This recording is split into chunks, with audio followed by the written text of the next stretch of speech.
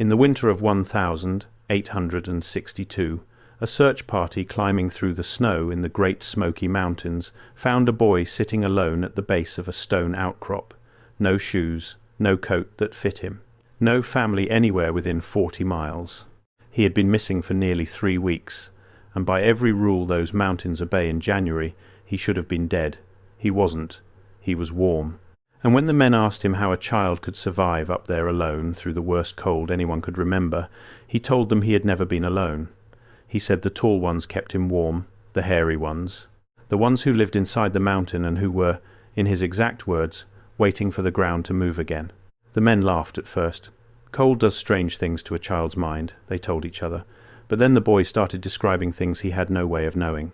He described a doorway cut into the rock, high up on a ridge, that 3 of those grown men had seen with their own eyes years before and had agreed, quietly, among themselves, never to talk about again.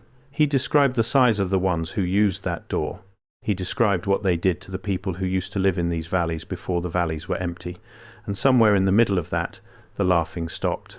Because a boy who had been lost in the snow for 3 weeks was telling 4 armed men something they already knew and had spent their whole lives pretending they didn't. This is the story of what that child said. It is also the story of why, within a year, the boy was gone, the report was sealed, and the doctor who wrote down every word he spoke was quietly moved to another county and told to forget the whole thing. And it is the story of a much larger pattern, one that stretches across the entire Appalachian range and, if you follow it far enough, across the entire world. Because the hairy giants that boy described were not a fever dream. People had been finding their bones for 100 years, and someone had gone to enormous trouble to make sure you would never connect the two. If you're the kind of person who wants to know what really happened in these mountains, the parts that got buried on purpose, do one thing before we go any further. Subscribe. I dig into a story like this every single week. The accounts the official record would rather you never went looking for.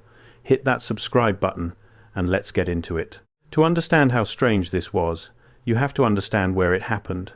The Great Smoky Mountains in 1862 were not the national park you can drive through today.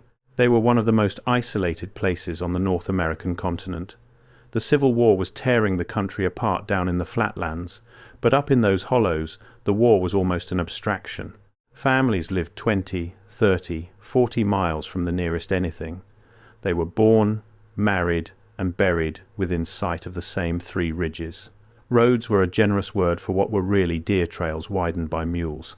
And the mountains themselves were old in a way that even the settlers felt in their bones, older than the Alps, older than almost any range on earth, the kind of old that makes a place feel like it is watching you. But something else about those mountains was true, and the people who lived there knew it even if they never said it out loud. People went missing. Not the way people go missing in a city, where there is a reason and a trail and a body somewhere at the end of it. They went missing the way a candle goes out in a room with no wind. Whole families, sometimes. A cabin lit and lived in one season, and a cabin standing empty and untouched the next, with the quilts still folded on the beds. The mountain people had a phrase for it. They said a place had been taken back. They did not explain what they meant, and if you asked, they changed the subject and found somewhere else to be. It was the kind of knowledge that got passed down in what people did not do, which trails they would not walk after dark, which ridges they would not build on, no matter how good the water or the soil, which coves, beautiful, sheltered, perfect coves, sat empty for generations while families crowded onto worse land nearby, because everyone agreed, without ever saying why, that some places were simply not for us. The boy's name, in the few records that survive, is given only as Elias, no surname that anyone could confirm. He appeared to be somewhere between 8 and 10 years old, though the doctor who examined him noted that he seemed older in the eyes and younger in the body, as if he had been through something that aged one and starved the other. And there was the matter of his body, which made no sense to the doctor at all. A child lost in those mountains for 3 weeks in the dead of that winter should have been at the very least badly frostbitten. Fingers black, toes gone, ears ruined. The cold up there did not forgive bare skin, and the boy had been found without proper shoes and without a coat that fit. But Elias had not a single mark of frostbite on him, not one. His skin was warm to the touch when they carried him down. He was thin and hungry, but the specific, unmistakable damage that 3 weeks of exposure carves into a body was simply absent, as if the cold had agreed to leave him alone, or as if he had spent those weeks somewhere the cold could not reach. The doctor wrote that he examined the boy 3 separate times, looking for the frostbite he was certain must be there, and 3 separate times found nothing, and that this, more than anything, the child said, was what first cracked his certainty that there would be an ordinary explanation. He belonged, supposedly, to a family that had settled in a high cove the previous spring. A father, a mother, an older sister, and Elias. 4 people. And here is the first thing that should bother you. When the search party finally went up to that cove, weeks after finding the boy, they found the cabin. They found the tools. They found food still in the larder. They found the family's boots lined up by the door. What they did not find was a single member of the family. Not a body, not a grave, not a sign of struggle. 4 people had simply stopped existing, and the only one left was a boy sitting in the snow 3 ridges over, talking about giants. Let me put you in that cabin for a moment, because the details matter. The fire was cold, but it had been banked, not abandoned. There was a pot on the hook with the beginnings of a meal in it. A child's carved toy lay on the floor by the hearth where it had been dropped. The father's rifle, the one thing no mountain man of that era would ever willingly leave behind, was still on its pegs above the door, loaded, cared for, useless. Everything about the scene said the family had been there minutes ago and would be back any second, and yet the snow outside had no tracks leading away that any of the men could follow. 4 sets of boots by the door, 4 people gone, and not one footprint in the snow to say which direction the world had taken them. The search party stood in that cabin, hardened men who had seen death in many forms, and more than one of them later admitted he had felt the hair stand up on his arms. Not because of what was there, because of the particular, wrong, impossible way that nothing was. Now, the easy explanation, the one the authorities eventually settled on, was that the family had been killed by deserters or bandits, of which the war had produced plenty, and that the boy had wandered off in shock and gotten lucky. That is the explanation you are supposed to accept. It has the great advantage of being boring, and boring explanations are how uncomfortable things get filed away, but it doesn't survive contact with the details. Bandits take the food, they take the boots, they take the tools, which were worth more than money in those mountains. Nothing was taken, nothing was even disturbed. It was less like a robbery and more like the family had walked out the door one evening and up into the tree line and simply never been part of the world again. And Elias, when they finally got him warm enough and calm enough to speak, did not describe bandits. He described the night the tall ones came down. There is one more thing about that search party, and it is the detail that turns this from a sad story into something worse. Of the men who climbed up to find the boy, 3 of them went quiet in a specific way when Elias started talking about a door in the rock, because years earlier, hunting high on that same ridge, those 3 men had found something they never reported. A place where the natural stone gave way to stone that was too regular, too squared, too deliberate to be an accident of geology. An opening, or what looked like one, sealed or half-sealed, set into the mountain like a mouth. They had stood in front of it, 3 grown men with rifles, and been overcome by a feeling so strong and so unreasonable that they had turned around and walked down the mountain without a word and made a private agreement never to go back and never to speak of it. And now, years later, a half-frozen boy who had never met them and never been near that ridge with them was describing that exact door in that exact place and telling them who lived behind it. The man who wrote it all down was a country doctor named, in the surviving fragments, only as Dr. Ashcraft. He was the closest thing to an educated man for 2 days' ride, and when the search party carried the boy down out of the snow, they brought him to Ashcraft's house because they didn't know what else to do with him. Ashcraft was not a superstitious man. His notes, the ones that survive, are careful and dry and full of the small sceptical asides of someone who has seen a lot of people say a lot of strange things while sick or frightened. He fully expected the boy to calm down over a few days and give some ordinary, tragic account of what had happened to his family. That is not what happened. Over 9 nights, the boy gave Ashcraft a description so consistent, so detailed, and so utterly without the wandering contradictions of a lie or a delusion that the doctor's own notes shift in tone. They start clinical. They end frightened. The first night, Ashcraft got almost nothing. The boy would not speak, would barely eat, and sat by the fire staring at the door as if he expected it to open.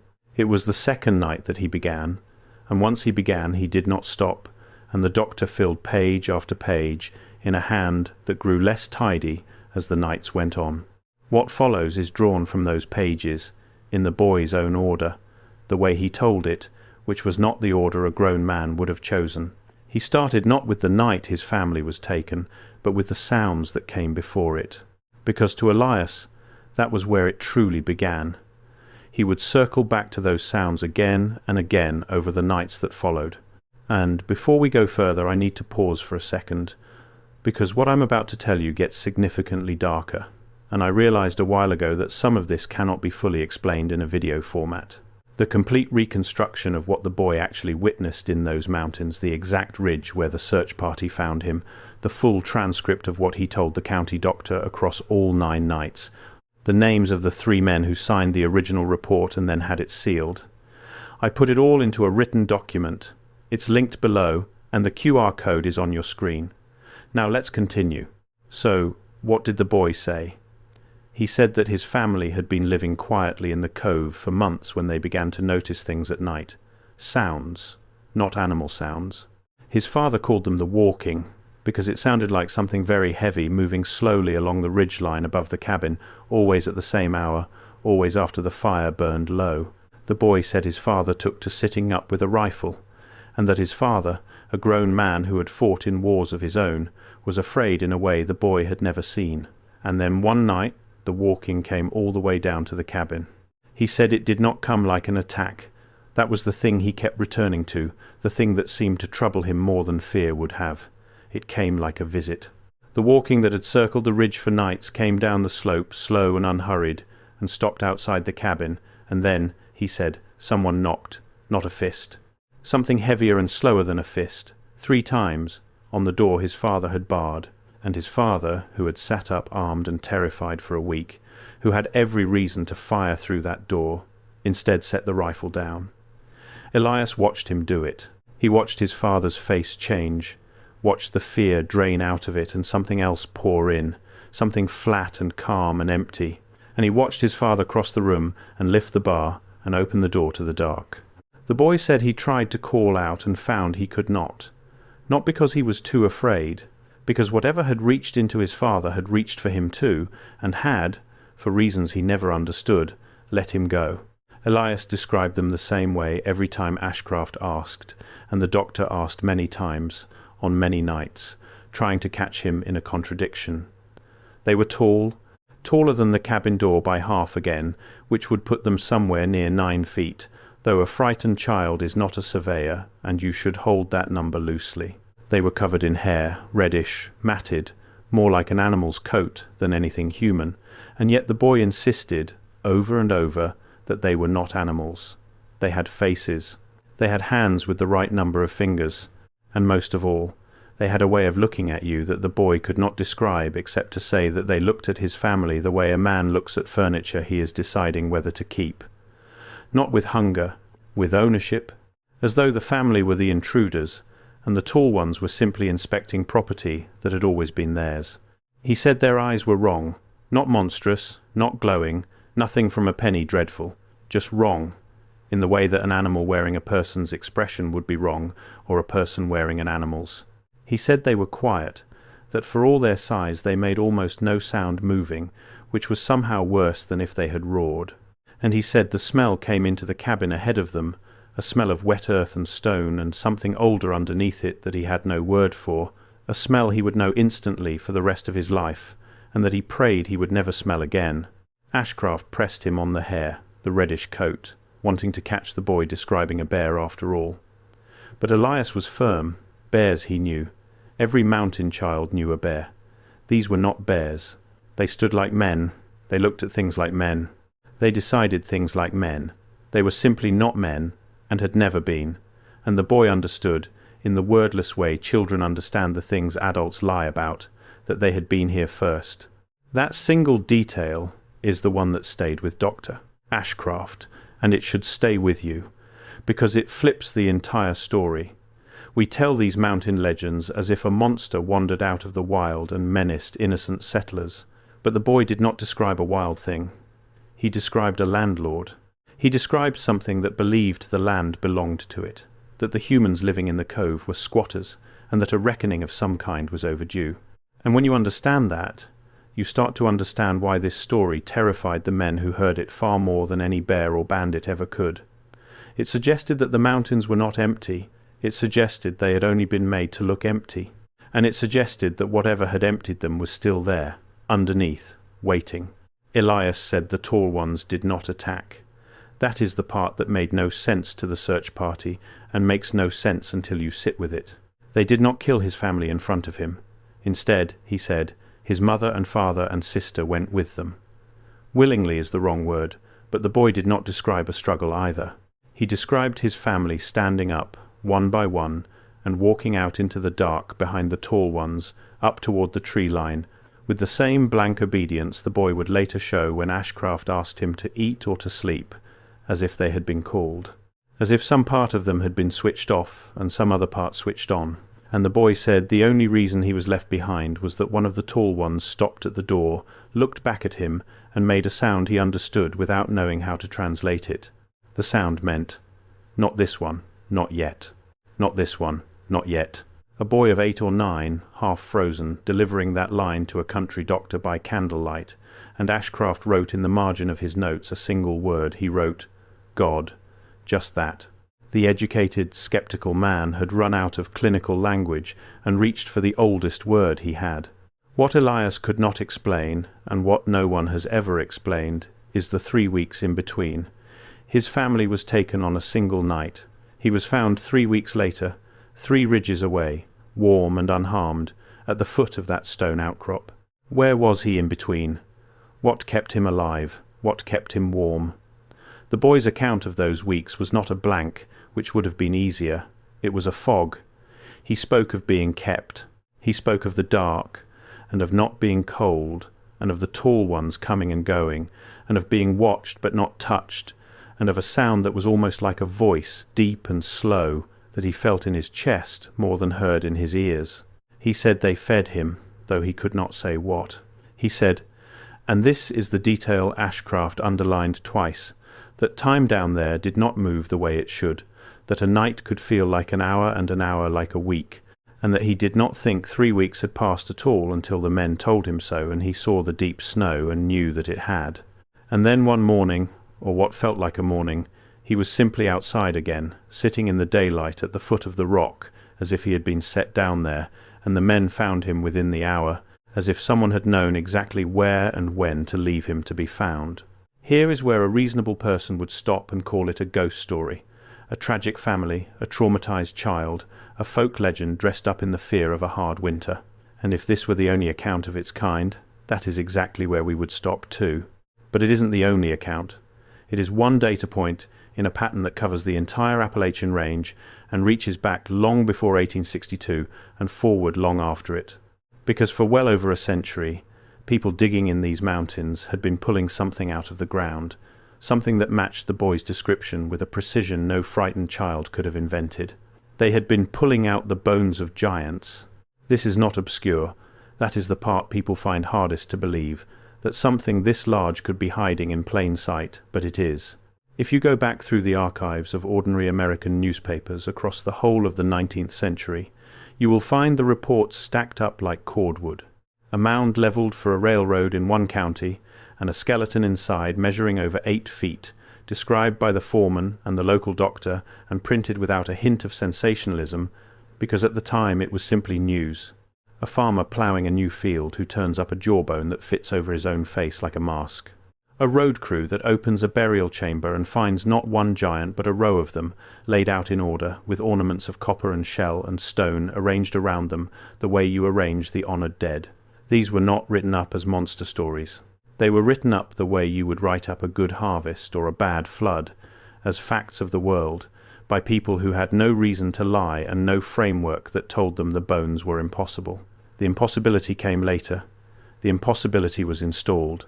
Here is one that is easy to check the shape of, even now. All through the mound country there are places that still carry the word giant in their names, hills and creeks and hollows named by the first settlers for what they found when they dug in.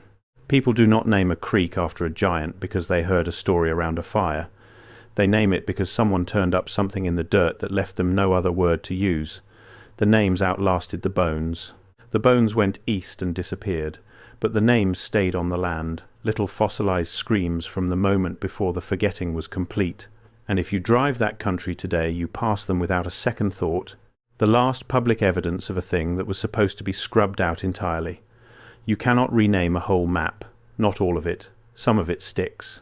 I want to be careful here, because this is exactly the kind of claim that gets waved away, and I understand why. But I am not asking you to take my word for it. I am asking you to look at the newspapers, not fringe pamphlets. County papers, survey records, the reports of the antiquarians all across the eastern United States through the 1800s. And over and over and over again, in language that is dry and matter-of-fact, they described the same thing. Burial mounds opened up during road construction or farming, and inside them, human skeletons of impossible size, 7 feet, 8 feet, in a handful of accounts, taller, skeletons with skulls so large a grown man could fit his own head inside the jaw. And the detail that appears again and again, the detail that should raise every hair on your neck, is the teeth, double rows of teeth, a second set behind the first, in the upper and lower jaw both, a trait that does not occur in ordinary human beings. Think about what a double row of teeth actually means, because it is easy to let a phrase like that slide past. Human beings do not have a spare set of teeth waiting behind the first. We are not built that way. A full second row, top and bottom, is not a deformity you see once in a village. It is the mark of a different kind of creature entirely, a different plan of the body, and it shows up again and again in these accounts, from places that had no contact with one another, described by farmers and surveyors who had never read each other's reports and had no shared story to copy. Add the height, add the red hair, noted so often that it stops being a curiosity and becomes a signature. Add the ceremonial burial, the copper, the deliberate arrangement, and what you are looking at is not a scattering of freak skeletons. You are looking at the physical remains of a distinct people, tall and red-haired and double-toothed, who lived and ruled and buried their dead across this continent, and who match, detail for detail, the beings a lost boy, described to a country doctor in 1862, with no way on earth of knowing any of it. These accounts came out of Ohio, out of West Virginia, out of Tennessee, out of the Carolinas. They came out of the exact mountains where Elias sat in the snow, and here is the thing about a burial mound. You do not bury your dead in an enormous engineered earthwork unless those dead mattered, unless there was a whole society organized around them.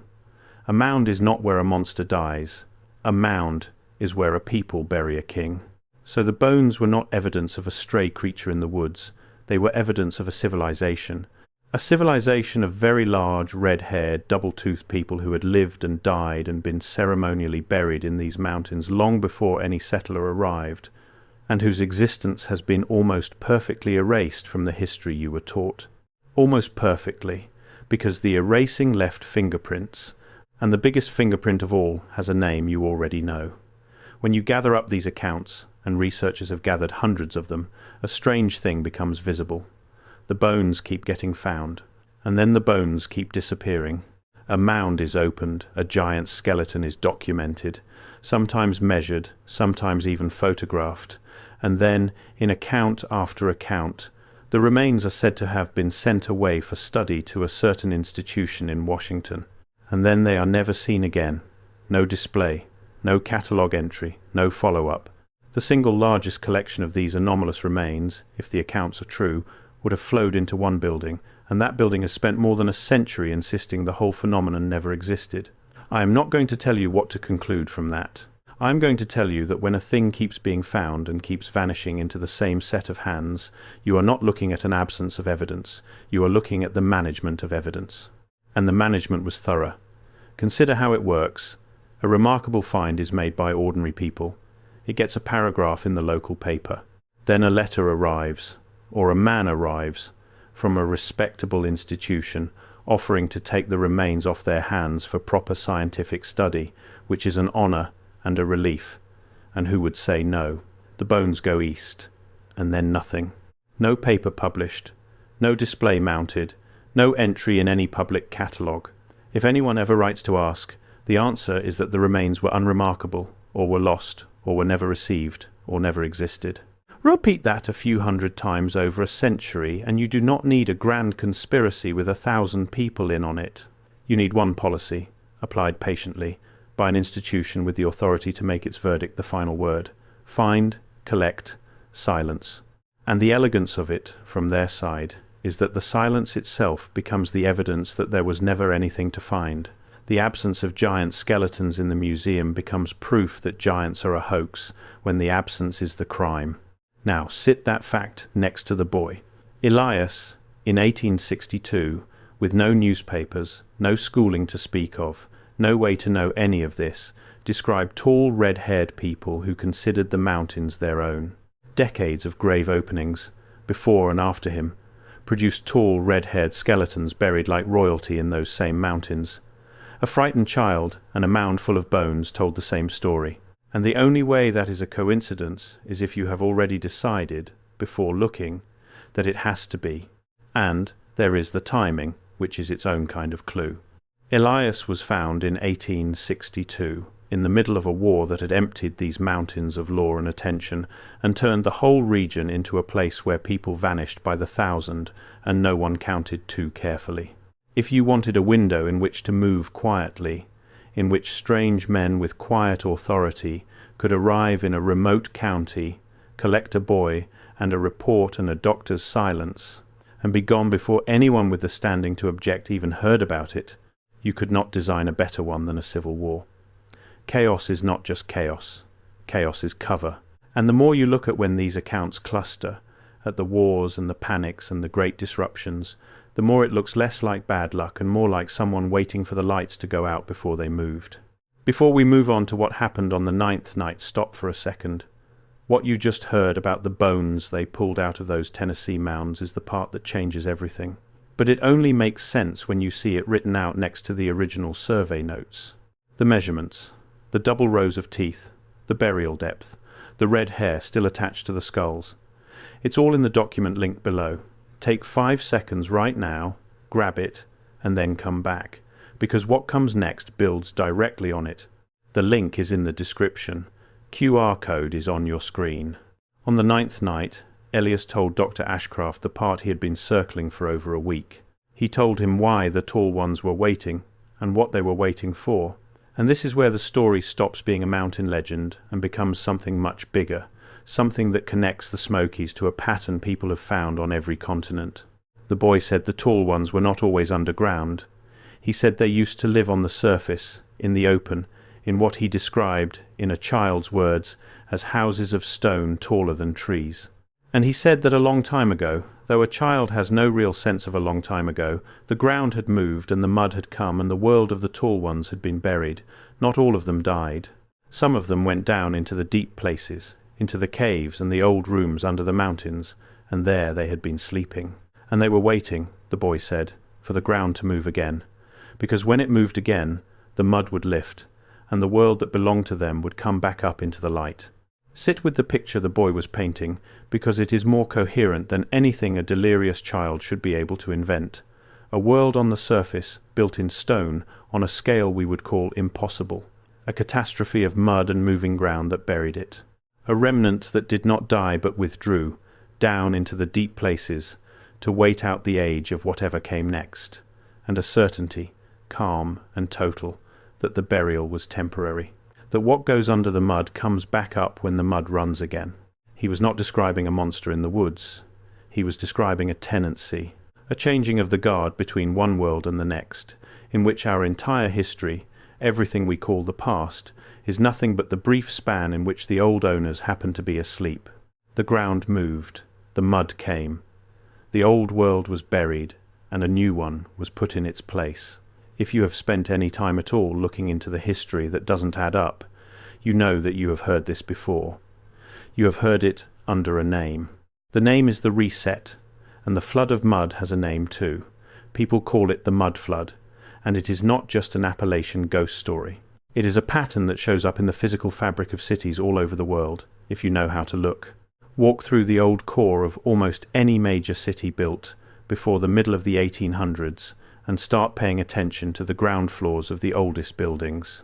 Look at the windows that are half buried below street level. Look at the doorways that begin below the modern pavement, where you have to walk down a short flight of steps to reach a door that was obviously once at ground level. Look at the buildings whose first floor has clearly become a basement, filled in with soil that had to come from somewhere.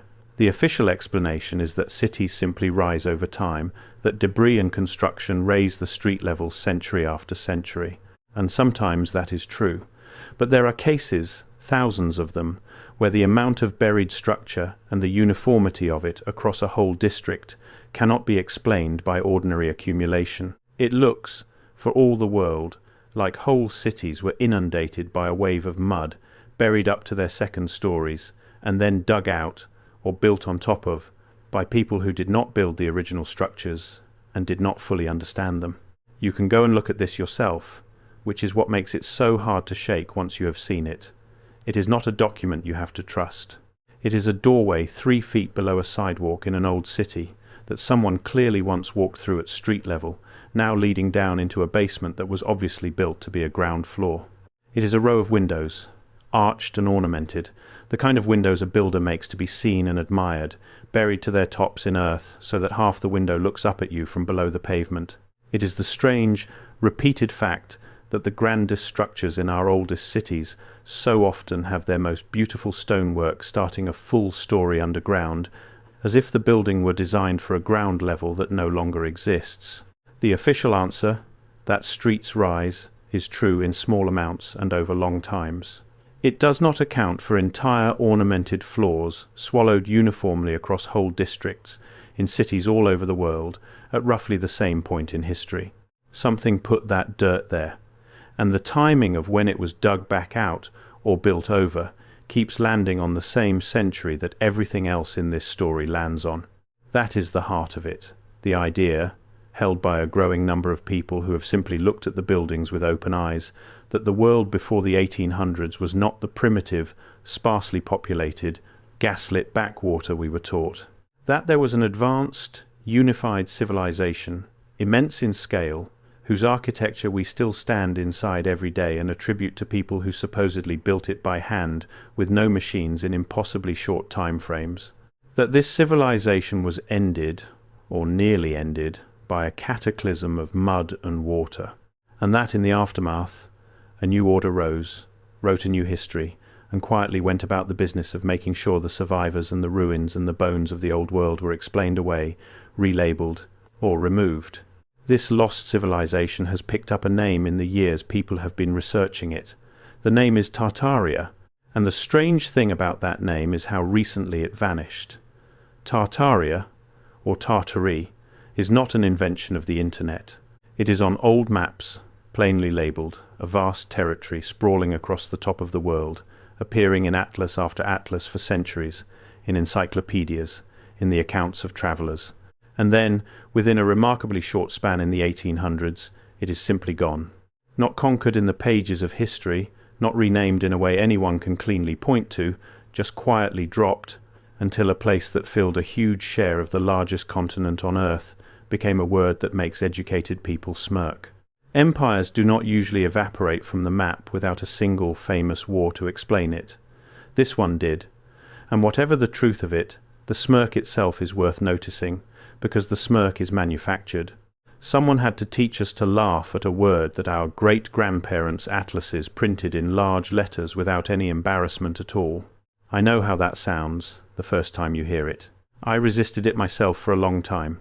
But you do not have to accept the whole framework to feel the weight of the individual anomalies, and there are thousands of them.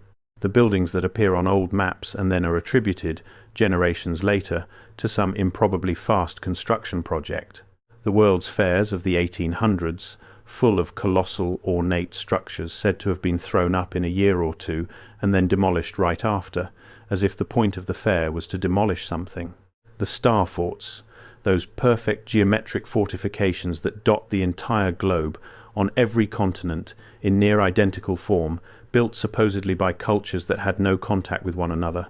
The orphans. We will come back to the orphans, because the orphans are how this connects back to a boy sitting alone in the snow. But first, hold the boy's words up against the framework and watch them lock into place. He said the tall ones lived in stone houses taller than trees. Tartaria's defenders pointed exactly those buildings. He said the ground moved and the mud came and buried that world. That is the mud flood, described by a child who had never heard the word. He said some of the old inhabitants went underground to sleep and wait. And here is the piece that turns the whole thing cold. If there was an advanced civilization before ours, and if that civilization was populated in part by a different kind of human, larger, stronger, red-haired, double-toothed, the kind of human whose bones keep coming out of the mounds, then the reset did not just bury buildings, it buried people, it buried a population. And a population is much harder to make disappear than a building, unless you have somewhere to put the ones who are left. Which brings us to the children. In the years surrounding the middle of the 1800s, something happened across the Western world that historians file under charity and social reform, and that, viewed through this other lens, looks like something else entirely. There was a sudden, overwhelming, almost unaccountable number of orphans.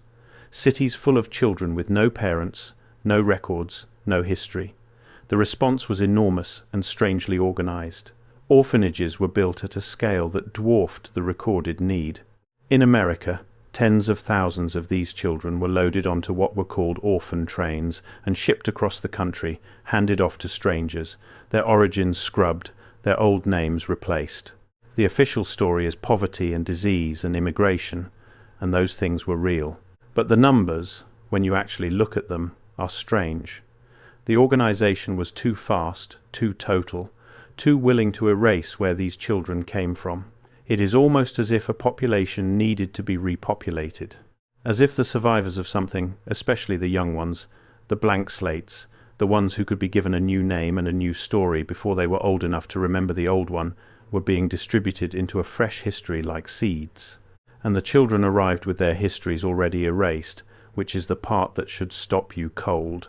Over and over, in the records of these institutions, you find the same blanks where a past should be.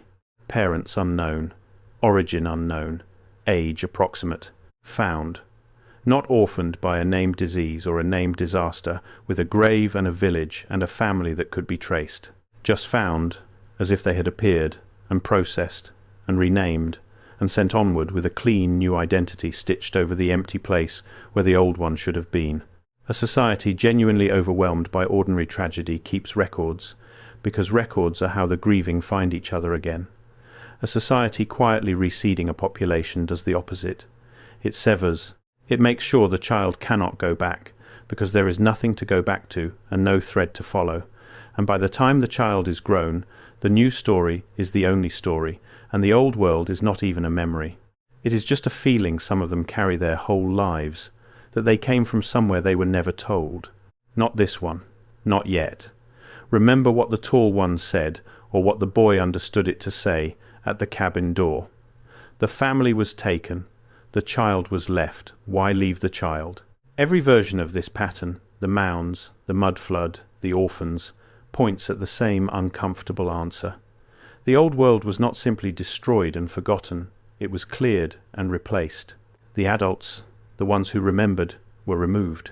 The children, the ones who could be rewritten, were kept.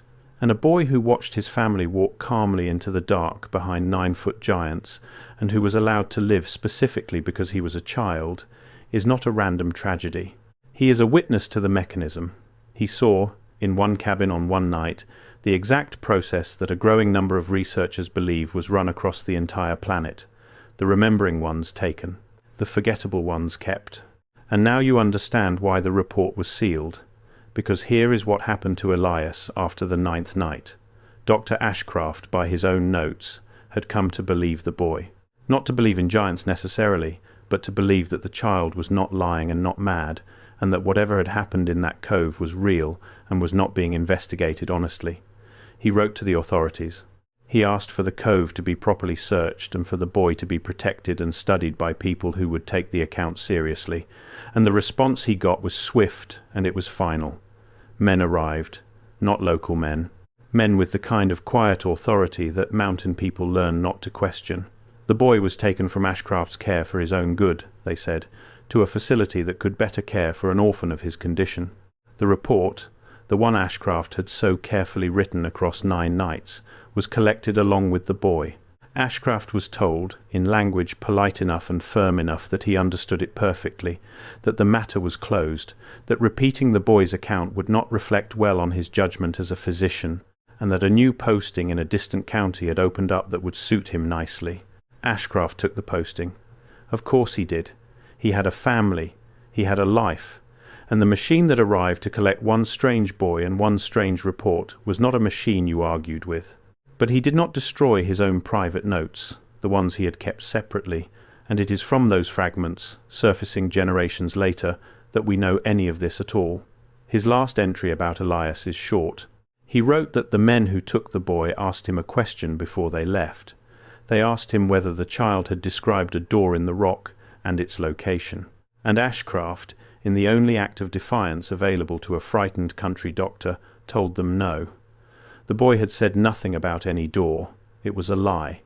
The boy had described the door in great detail, and Ashcraft, writing to no one but himself, said he lied because he suddenly understood that the men were not there to find the boy's family. They were there to find the door, and they did not want it found by anyone else. What happened to Elias after that? No record says. The facility he was supposedly taken to has no admission that matches him. He does not appear in a census, a grave, a ledger, or a letter ever again. A boy who survived 3 weeks alone in a killing winter, who was kept alive by something he could describe but could not name, who told a doctor a story that matched bones pulled from 100 graves across 1,000 miles, simply stops. He is there, and then the record closes around him like water over a stone, and he is gone.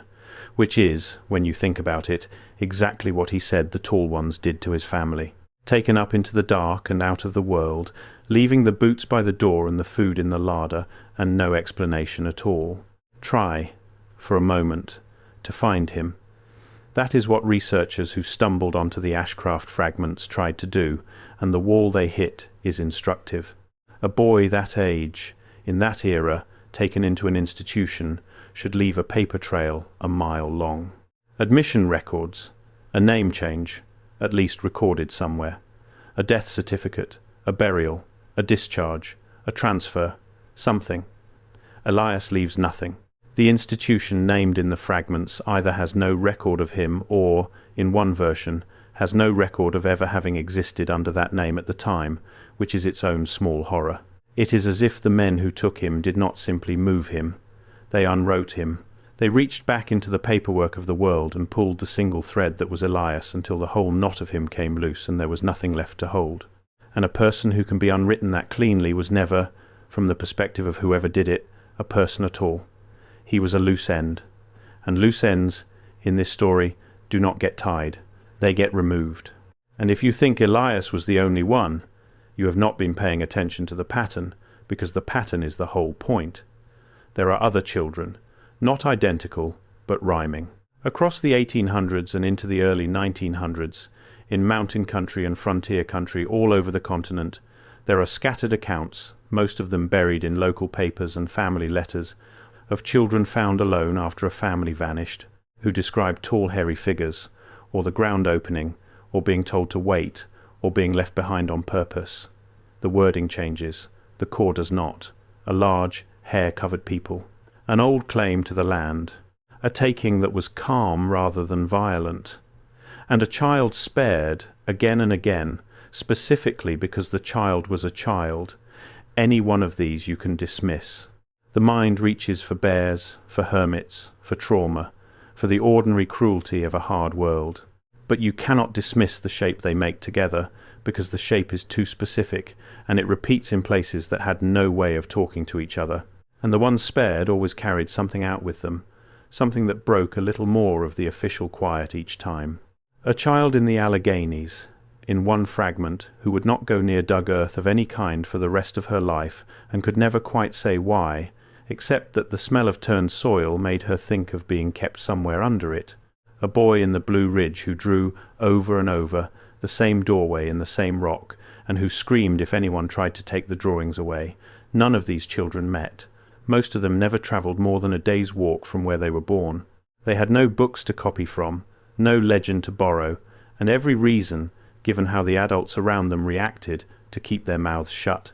And still the same shape kept coming out of them, decade after decade, in the same mountains, because they were not repeating a story. They were reporting the same event. There is a version of this story out of the high country of the Carolinas. A girl this time, found the following decade, who told a preacher that the Tall Ones had shown her the room under the mountain where the old world was kept, and that it was not a cave but a hall, with stone that had been cut and fitted by hands, and lamps that gave light without fire. There is a version out of the Cumberlands, a pair of brothers, who described the same reddish giants and the same calm taking of the adults, and used, independently, that same haunting idea, that the giants regarded the settlers as trespassers on land the giants had merely been away from. Away, as if the emptying of these mountains was not death but absence, as if the old inhabitants had only stepped out, and might, at any time, step back in when the ground moves again. That is what Elias said they were waiting for, and it is worth taking seriously that these mountains are, geologically, not as quiet as they look. Appalachia sits on some of the oldest and most complex rock on the planet, threaded through with cave systems that have never been fully mapped, some of them among the deepest and most extensive in the world, going down farther than anyone has ever followed them. When Elias talked about the Tall Ones going down into the deep places to sleep, he was, whether he knew it or not, describing a landscape that genuinely exists beneath his feet. There are rooms down there, vast ones.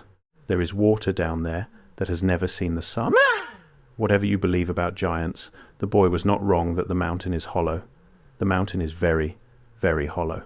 So let me pull the threads together, because by now you can feel them wanting to connect.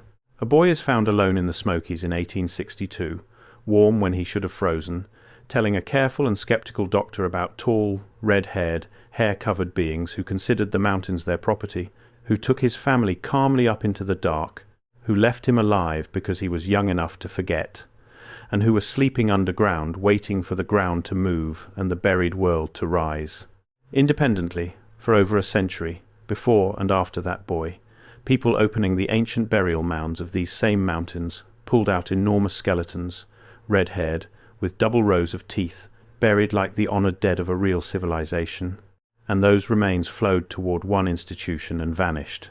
Independently, across the whole world, the physical evidence of a buried civilization, half-sunk buildings, cut-off ground floors, impossible architecture, sits in plain sight in our oldest cities, tied together by the idea of a great mudflood and a reset.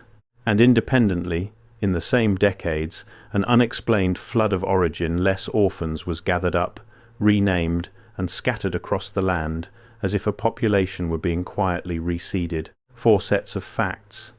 4 bodies of evidence that, according to the history you were handed, have absolutely nothing to do with one another. A folk legend, a collection of grave-robbing tall tales, a theory about buildings. A chapter in the history of charity, kept in 4 separate boxes, in 4 separate fields, so that no one would ever set them side by side, and the moment you do set them side by side, they stop being 4 stories. They become one story, told 4 times by people who did not know they were all describing the same event, the end of one world and the beginning of another, the removal of the ones who remembered, the keeping of the ones who could be rewritten, and underneath it all, in the deep and unmapped hollows of the oldest mountains on earth, the ones who were not removed and were not rewritten because they were never ours to remove, the ones who went down to sleep, the ones the boy said were only waiting. And if that is true, even partly true, then the most unsettling thing is not the giants, it is what it makes us. It makes our entire recorded history a kind of intermission.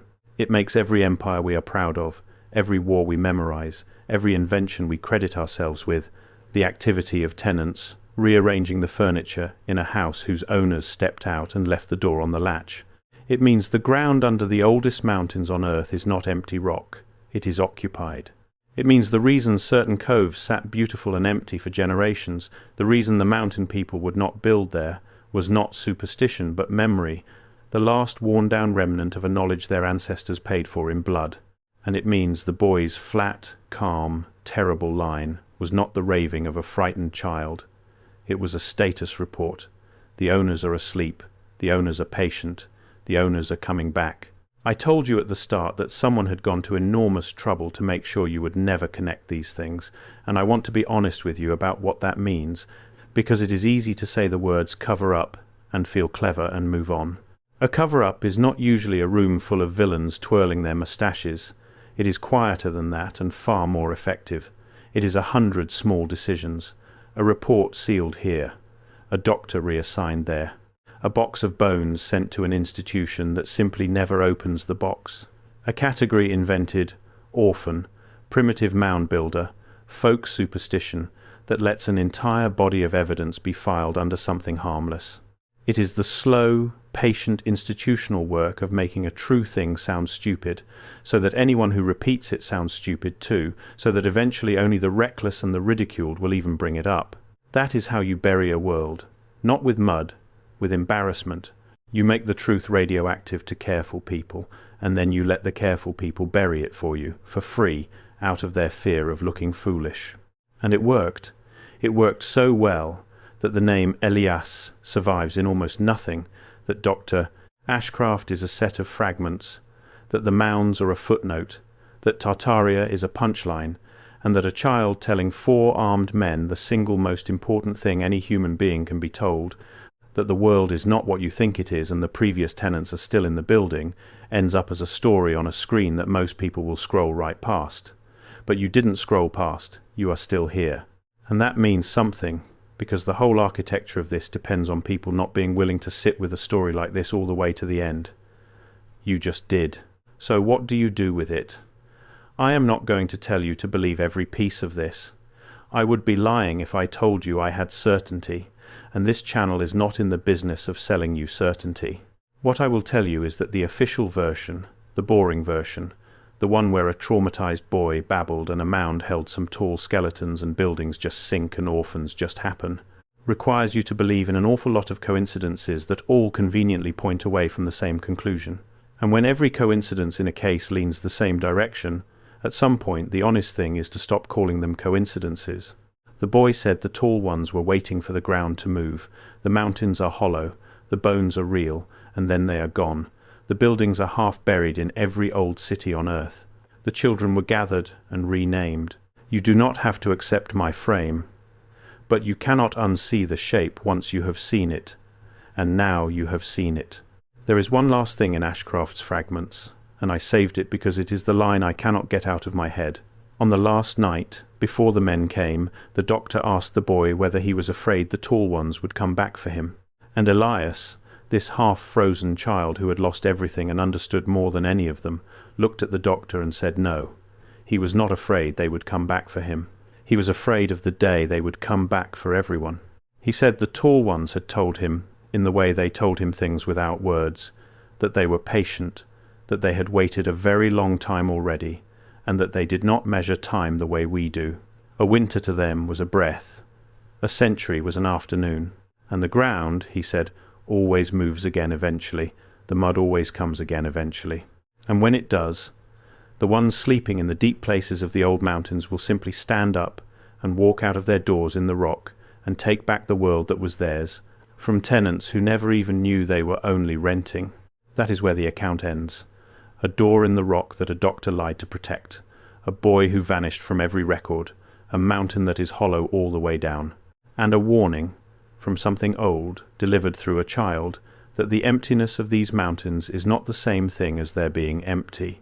If this is the kind of story you want more of, the buried ones, the sealed reports, the history that only makes sense when you stop trusting the people who wrote it, then subscribe and stay with me, because next week I am opening the door on another account that connects directly to this one, from the other side of the world, where they found the same bones, the same doors, and the same terrified silence. Take care of yourself, watch the tree line, and I will see you in the next one. And when the ground moves again, remember that one small boy tried to warn us.